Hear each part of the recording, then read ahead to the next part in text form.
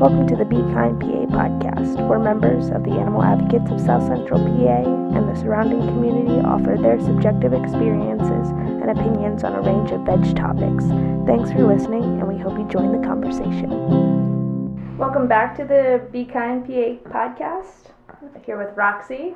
And this is Joe again, and we are joined today by Seth Dellinger, Director of Community Engagement for the Animal Advocates. Hi guys, it's great to be here.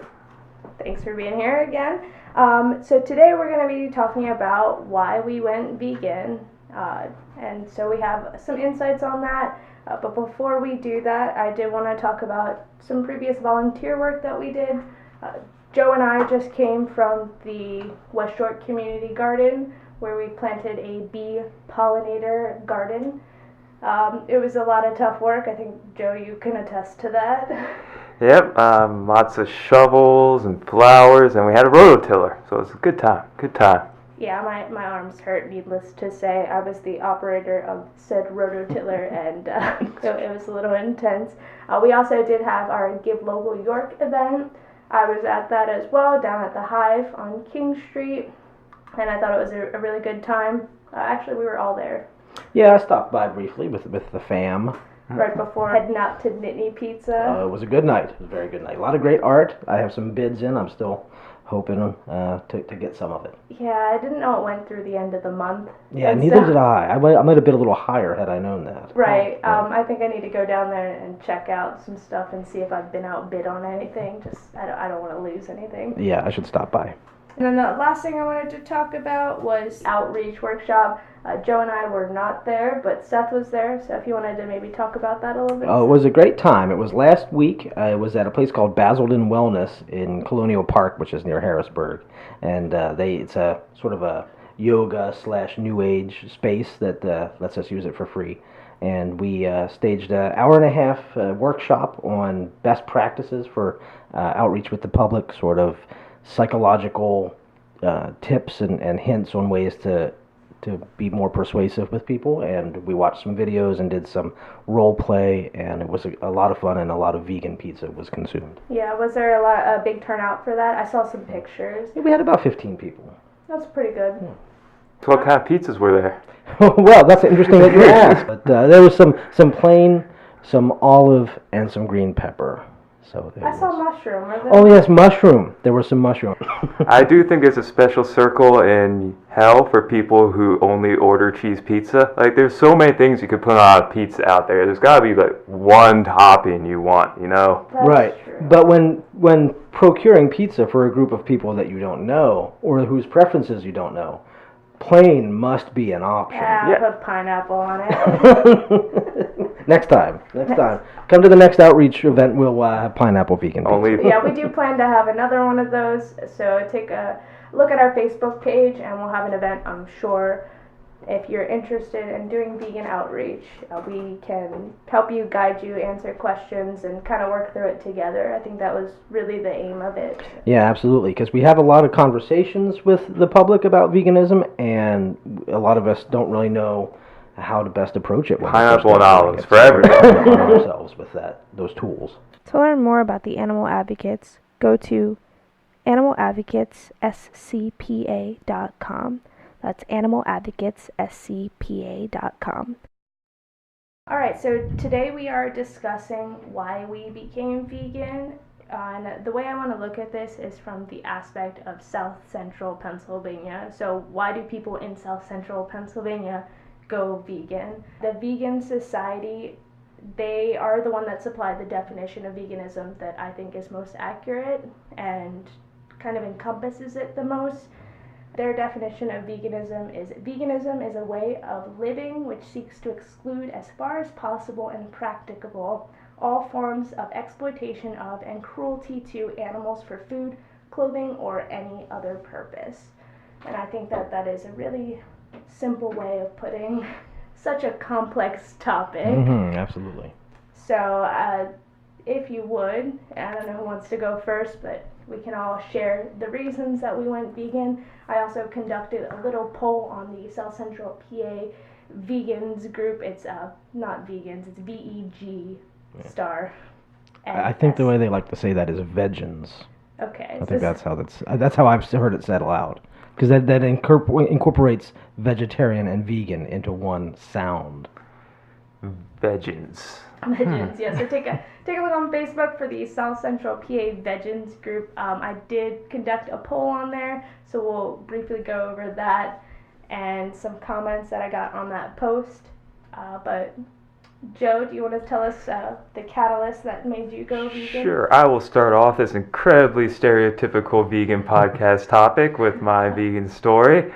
Though I feel like we have to do this. It's kind of like the requirement for all vegan podcasters. Exactly. Yeah. Gotta get it out of the way. Yep.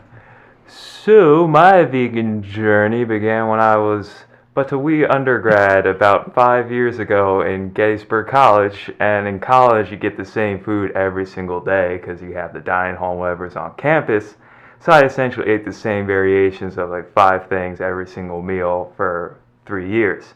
Then my 4th year there, I decided to start venturing over into the scary vegetarian or ethnic food corners and trying all sorts of different stuff, and saw it was actually kind of good and really interesting, and I didn't drop dead. And then after I graduated, we all went down to, all being me and my fraternity brothers, all went down to South Carolina and Myrtle Beach, and basically I lived off coleslaw, cigarettes, alcohol, and other things for about a week. I've done that minus the coleslaw. Well, it's very good coleslaw now. You could get anywhere, like gas stations, it's in there, lobbies of hotels, coleslaw, bars, coleslaw. So coleslaw is great down there. That's quite odd. And on the drive back, I had to stop drinking and smoking and doing other things at some point, and I stopped on the drive back, and my body went into total system shutdown. And at that point, I realized that I need to keep care of myself and do more healthful things in my life, and in my state of mind at the time told me that the way to do that was by eating a plant-based diet and avoiding all these animal products and meats and poaching off the life force of others. So at that point, as I was going through total system failure and couldn't move or think, I made a decision to go vegan for health reasons. But after going vegan for health reasons, I did all my due diligence and research, read lots of books, lots of articles, listened to podcasts, watched some movies and things like that. And then it slowly transitioned from health veganism into ethical veganism, which is what I adhere to nowadays. And did your fraternity brothers follow suit? They did not. They actually made fun of me a lot. Yeah, that's a common theme, unfortunately. That's actually a really good segue into my vegan journey. So I've only been vegan for about a year and a half. It'll be 2 years in August. But the catalyst for me was my uncle. So diabetes runs rampant in my family, and it was kind of one of those things that I was like, you know what, it's going to happen eventually. It's in your genetics. And my uncle had both of his legs amputated in June of 2017, and as the faithful keyboard warrior that I am, I took to the internet and I was like, how do you not get diabetes? And I found high carb Hannah and just plant-based diet, which, you know, I mistook for veganism. And so I was like, I'm gonna go vegan to save my health and not get diabetes. And I made the change almost overnight. I am a cheater though. I was vegetarian for all of middle school and high school. I had watched Meet Your Meat, and somebody got me into like PETA activism, and so with that, just it was kind of already in me. Right. I abandoned it, and then when I came back full-fledged, I could do it overnight because I had already cut all that stuff out. And then like Joe, I watched Earthlings and Cowspiracy and all these movies that really opened my eyes to the animal side of it. So yes, the catalyst for me was health, but it's now for the animals. Are you going to keep this pattern going, Seth? Or no, mine is totally different. Okay. Well, mine kind of snuck up on me quite a bit. It basically stemmed from me getting together with my partner. We met many years ago, but that's a whole other story. But we got together about 5 years ago, and she has been vegetarian / vegan in a different combination since she was like 8 years old. And when we got together, she was vegetarian. It was not on my radar at all to be vegetarian or vegan or anything. And she didn't pressure me or anything, but she would say things here or there that just made me think a lot. You know, just dropped this bomb on me, like, have you ever thought of it this way? I was like, oh my gosh, no, I haven't. But I mean, I'm going to eat the meat and all this. So we were together about a year, and we went out to a restaurant, Noodles and Company, if you guys know Noodles and Company. Back then, about 4 years ago, it was actually easier to eat vegan there. So we would go there a lot because she could eat. And we were ordering it. I said, you know what, I think I'm going to go vegetarian. And I didn't even know where it came from. I wasn't expecting it. I wasn't consciously processing I was going to do it. I just, I guess I should do this. And so then I was vegetarian for, I don't know, 4 months when a local activism group, which is not around here anymore, contacted both of us on Facebook to say, hey, can you come to this meeting we're having? We found you on Facebook, and we think you would like to be part of this activism group.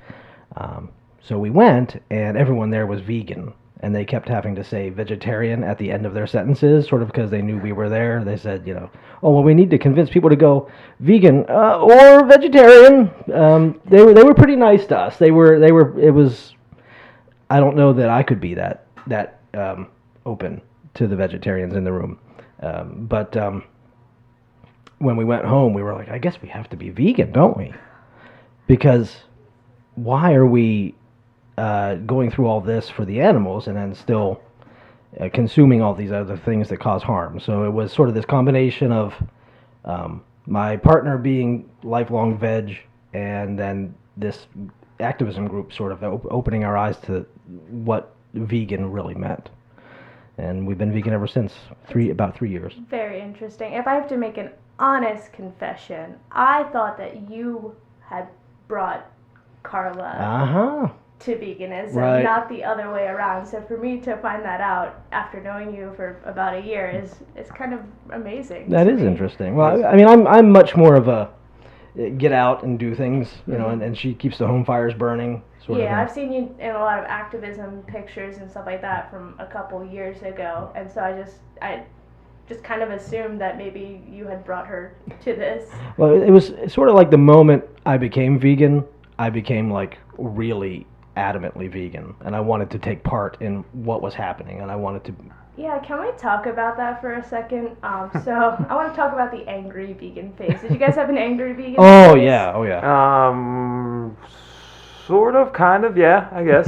So for anybody that doesn't know what we're talking about, after finding out about all the things that happen to animals, all the exploitation, and just things that you've never considered before, like what happens on dairy farms and things like that, it can be kind of angry, and you can kind of go through a phase where you hate everybody and you hate everything because you don't know why people would continue to do these things or to buy these products. And I think it's very interesting after you snap out of it to look back at your anger and kind of try to figure out where that anger was rooted. Mm-hmm. And for me, that anger was rooted in just being angry at people that don't know.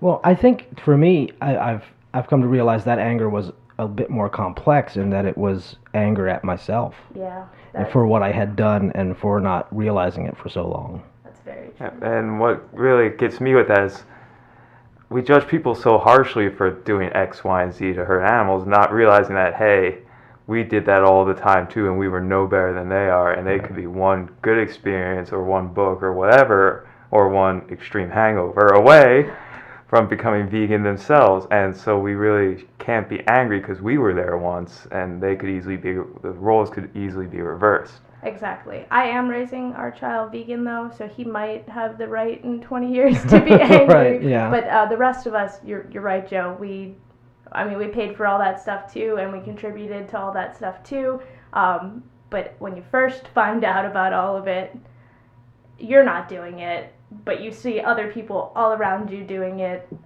so it can be overwhelming. I think that's a little interesting. So you're full in it for the animals now, and that was the initial reason. That was the initial reason. Then of course you start to learn about everything else and all the other elements of it, the health reasons, the environmental reasons, and I mean there's no going back. But There's a lot of reasons to do it and very few good reasons not to do it. Yeah, absolutely. Yeah. And so I kind of, in my assessment of reasons why people go vegan, I had kind of boiled it down to a couple of categories. So for the animals, for personal health, the environment, or humanitarian reasons. And then you have the odd few people that maybe go vegan because they were raised vegan or vegetarian. And so I conducted a poll on the Facebook group, and 76 people said that they went vegan for the animals, 35 people said that they went vegan for health, 8 people had designated another reason, and we'll go over some comments. I had 5 votes for the environment, and then 2 people for humanitarian reasons. And that kind of surprised me. Do those results, the way that they're sampled, surprise you? Humanitarian and environment are similar because the environment affects a lot of these humanitarian issues as well, with the poorest nations are the ones most affected by climate change and the environment. So I think the environment is kind of I don't want to say it's a cop-out, but it's an all-encompassing reason that really takes into the animals, the people, even your own personal health is affected by the environment. Yeah. For me, it was surprising because 76 people said that they went vegan for the animals. I was one of the 35 votes for health, and I think that more people that I encounter in everyday life choose a plant-based diet for their own personal health and not the animals.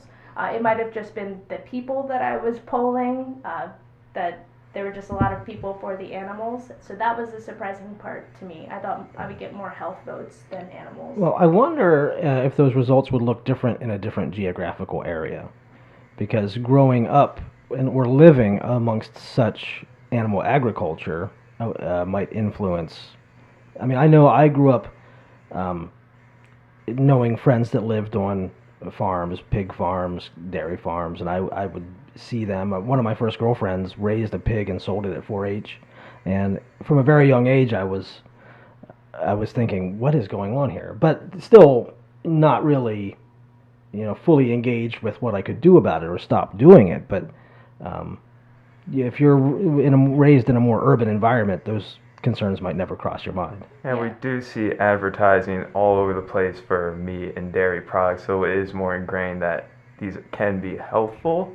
There's a billboard I pass every day with a little kid reaching for the bottle of milk, and healthy families live off milk and things like that. Whereas, correct me if I'm wrong, but I don't think, like you said, in urban areas, like more progressive, vegan-friendly areas, they don't have that level of indoctrination. Is that the right word? Yeah, I think so. I think in a sense, yes, and it's that whole culture bit, the reasons people don't go vegan, convenience, taste, culture, those types of things. So I do think animal agriculture is ingrained in the culture here. And I'm not from here, I'm from New York, so right. It is very weird to me that the farm show is a thing and the York Fair is a thing. Like, it was a very big adjustment period for me. Like, I'm sorry, you're going somewhere to see animals on a concrete floor? I'm very and butter sculptures. Don't forget about the butter sculptures. Yeah. That is a whole nother world. So for me, I am an outsider coming in. I obviously went vegan here in South Central Pennsylvania, but you are very right that the culture is very animal agriculture rooted, Pennsylvania Dutch and everything like that. So it's very interesting. For the comments, we got a lot of people saying that they did go vegan for their health, but stayed for the animals. Again, a very common theme. And then we had a couple people say that they went vegan for all the reasons, and then kind of explained why one reason goes into the other, like Joe just kind of said. And some people, interestingly, said that they never liked animal products, so it's just kind of an easy transition for them.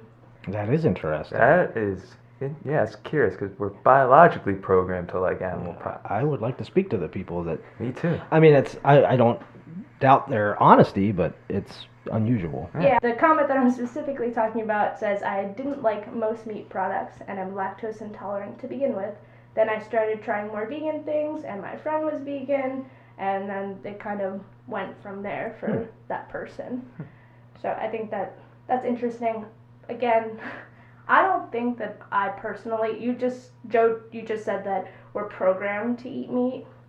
I don't think that I ever was, because I was the person that always liked the well done meat. And if you know anything about meat eating culture, you get very criticized if you like well done. So I would rather eat like a charred block of substance than like the meat. I never liked the rare or bloody stuff, but it's and I think maybe it was like the whole watching Meat Your Meat and that being like ingrained in my head.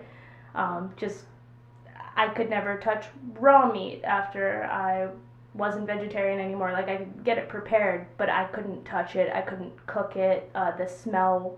So, like, there were all these signs that were like, hey, why are you back here? Why are you doing this again? Right. So somebody said it was initially for me the gross factor. Which I don't know how you find out about all the other stuff before the gross factor. Yeah. That may have been another, I just didn't like meat kind of thing. Just walked into the wrong warehouse. All of a sudden, they're on a factory farm. It's like, wait, this isn't where I parked my car. We have somebody that says I went vegetarian for environmental reasons, and then went vegan after learning it was even better for the environment. I wish I went vegan for the environment. That's such a utilitarian reason to go veganism. Just pragmatic way. It's right, like, yeah. I calculated the benefits of going veganism, and it's in my and the world's best interest to do so. The hypotenuse of the veganism is return on investment for this decision. I just think it's so noble, just because a lot of people consider themselves environmentalists, and I always did. I have a composter, and I recycled everything, but then I was doing maybe like the most destructive thing for the planet. Drives me nuts where people say, I don't want any straws at Starbucks, but I'll eat steak for dinner. Well, or eat the fish. They'll try and save the fish by not having the straw, but eat a fish. That is maybe one of my current favorite memes. Right. Somebody said that they went vegan as a way to recover from breast cancer. Huh. And there was another person underneath that comment in the thread that said that they were also a breast cancer survivor, and they were kind of having a conversation about how dairy is pushed and how there are breast cancer awareness ribbons on dairy products, and how they, through their own research as breast cancer survivors, have found that they shouldn't be eating dairy and that these products could be harmful to them. So that was another really interesting reason. And then got John saying all of the above.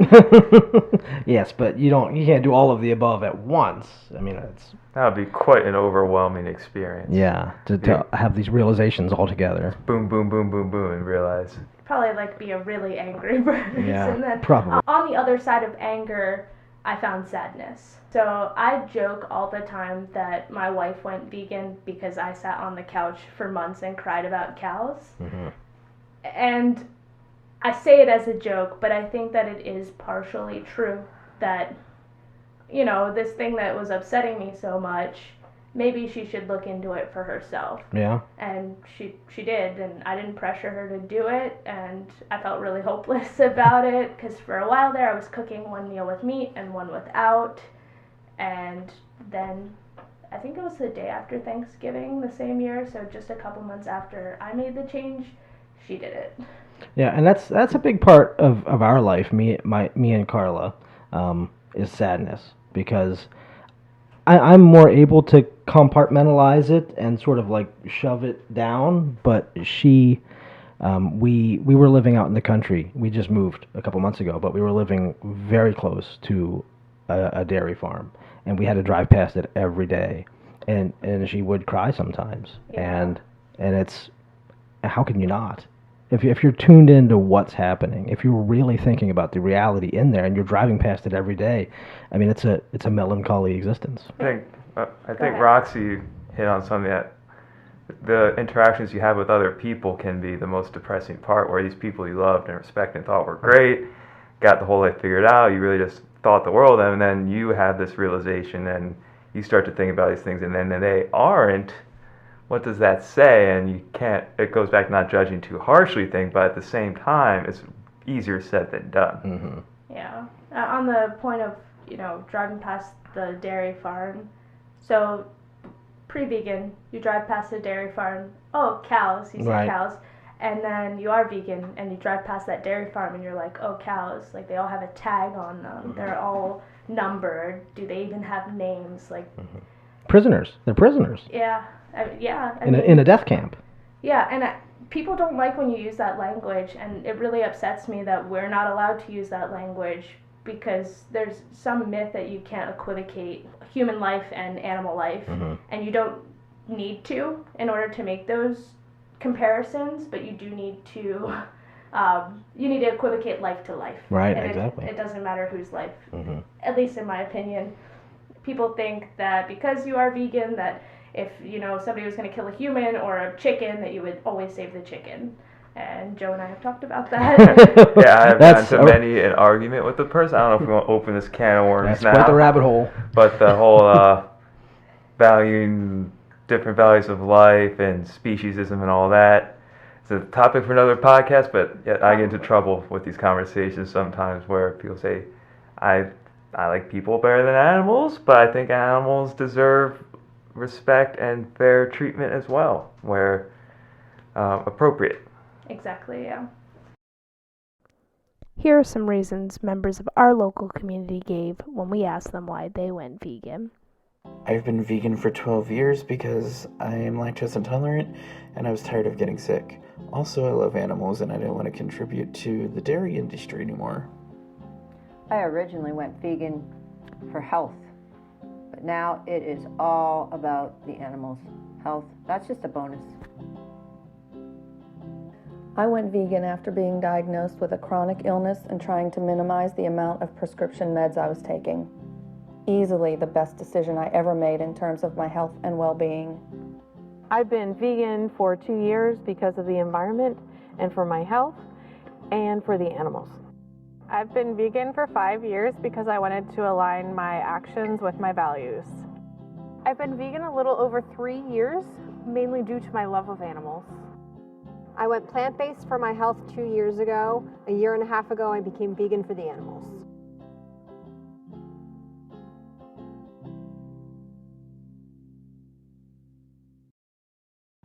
And now we're going to do a review. Today's review is on all the vegan options available at Penn Market. I am a huge fan of Penn Market. I've been going there at least once or twice a week for the past 5 years or so at this point. So I originally started going there because they got all sorts of nice fruits and veggies and other delicious things over on the produce side. And I would just go there, get all my fruits and veggies. I would go to their seconds piles and get all their gross looking fruits and veggies for super cheap. That's my favorite. Oh yeah, I'm the mushroom guy. He always has the box of slimy mushrooms. I go, Godfrey, can I get those mushrooms? And I get probably way too many mushrooms, but then I eat them all. But in recent years, they have had a shocking amount of vegan food vendors and other options come on in. And while I'm not a vegan foodie by any means, I do appreciate having them there. So I do go to them on a semi-regular basis. Right. Right now we have Z-Wild Vegans, Healthy Living Foods, and we have iRise, all in the little back corner. And Deb Volker over at Nana's Oven is a baker who will basically make anything vegan if you ask her nicely. Even if you don't ask nicely. As long as you give her money, she'll do it. So she's great as well. Nana's Oven. Uh-huh. That is a lovely name. Yeah, she typically has vegan breads on hand, and then if you want more sweets, then you just kind of ask and you shall receive if you give her money, as Joe said. My family hits a Penn Market once a week. I commute right now, so we can only make it on Saturdays, but we usually get something from everybody. So I usually get the breakfast tacos or the loaded nachos from Z-Wild, and then I go over to Healthy Living Foods and I get juice. I get some delicious mangoes. He always has amazing produce, so go check that out. And I really do believe in Eric. Eric is the owner of Healthy Living Foods, and his whole mission is to bring produce to urban communities, which I think is very noble and very necessary. He'll literally just give it to you sometimes. He'll say, this isn't going to be good for that longer. Please take it. And But then, give him money, though. give him money. But sometimes you have to force him to take your money. He's so passionate about bringing produce and these healthy foods to the city. Yeah, and then the newest find, the newest opening at Penn Market is iRise. And right now, I don't know how much longer she's going to be doing this. You probably want to get there soon. But she has $1 menu as the grand opening menu. And I have tried a couple things on that menu, and they are delicious. Specifically, the chickpea omelets. Those are very good, and they're not good. an omelet like you'd think. It's more like a egg patty almost. It's not the Denny's omelet. It's more like something almost like pancake shaped. Yeah, it's like a chickpea pancake with caramelized onions and Daya cheese. Oh my gosh. And Mushrooms. Yes. This must be pretty new, huh? Yeah. Month? I believe in the food certificate says that it was given in February, and then she opened just a little bit after that. But yeah, so it has not been there it has not been there for that long. But I can tell you everything that I've tried there has been incredible. She has a lot of curries and things like that. And secret, she did tell us that she's there pretty early at about 6 a.m. or so. So if you want to get an early breakfast on a weekday that Penn Market is open, then you can go ahead and hit up iRise. You guys have any go-tos? Any go-to dishes? Well, I go to Nana's oven a lot, and I'll get her poppy seed onion rolls, and those things are amazing. If you put them in the toaster oven for a little bit, warm them up, get a little toasty, and then throw some hummus or some red pepper relish I put on there the other day, which was amazing, and everyone in my office gets super jealous. I tell them it's across the street, you can just go and grab some yourself. Well, I'm a Harrisburger, so I've only done it a couple times at Penn Market, and it's always been Z Wild because there weren't, as far as I knew, all these other options at the time. And I've got something different every time I was there. So, but I mean, I've enjoyed it all. Yeah, and they Z Wild right now has these vegan shrimp, and I promise you, if you look at them, you can't even tell that they are vegan shrimp. Well, what happens when you put them in your mouth? Apparently they taste like shrimp. I have some food allergies, so I can't try everything in the world. I wanted nothing to do with shrimp when I was a meat eater, and I want nothing to do with them now. Same with my wife, so I have no review for you guys on the shrimp, but I've heard very good things. And that's at Penn Market. They are open Tuesdays, Fridays, and Saturdays. And sometimes they're open till 5 on Fridays, but usually they're open till around 2:30 on those days. All right, go check it out. We're looking to get as many people involved in this as possible, so if you want to be a part of it, reach out to us. You can either come over, meet us in person, call in, write us a letter, email, whatever works for you, and get involved any way you can. Thanks for listening, and remember to always Be kind.